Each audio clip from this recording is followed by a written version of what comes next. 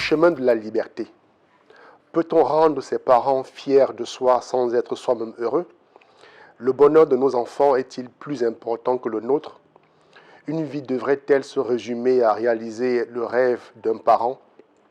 La vie a-t-elle un sens si elle ne remplit pas une mission qui vient de notre voix intérieure? Telles étaient les questions qui se bousculaient dans ma tête pendant que j'attendais patiemment l'établissement de la levée d'écrou par le régisseur de la prison.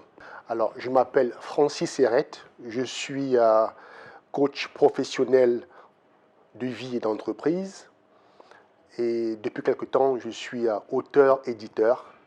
Je me suis lancé dans l'écriture à la suite du confinement 2020. Alors, Prisonnier des rêves de mon père retrace l'histoire d'un jeune homme qui a été orienté, malgré lui, vers une filière d'études qu'il ne désirait pas. Et cela donc a abouti à des problèmes. Il finit en prison où il passe 2 ans. Et heureusement pour lui, la prison a été salutaire parce qu'il finit par se découvrir en fait et il se rend compte qu'il a du potentiel et qu'il peut aider la société.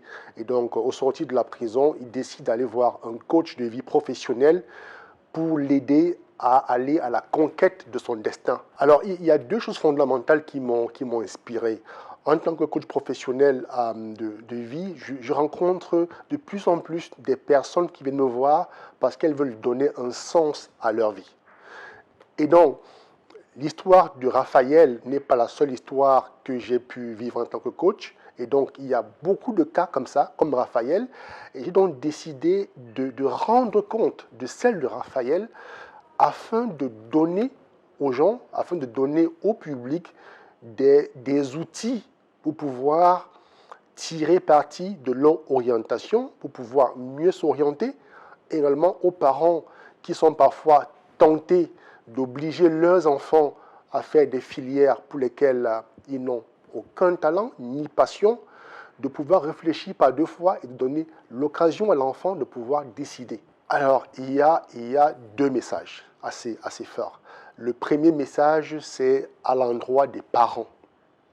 Les parents, que ce soit en Afrique ou ailleurs, ont tendance à vouloir orienter les enfants vers des rêves qu'ils n'ont pas pu assouvir eux-mêmes.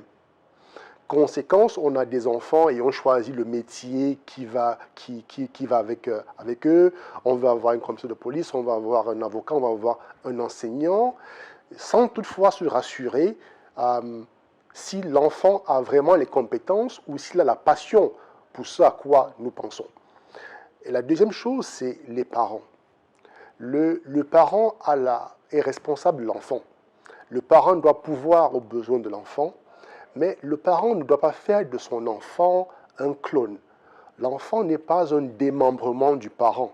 Donc, l'enfant ne vit pas sa vie par procuration. Les parents doivent comprendre, et donc à travers l'histoire révoltante de Raphaël, les parents pourraient prendre brusquement conscience de certaines de leurs erreurs et de prendre l'engagement de ne plus les reproduire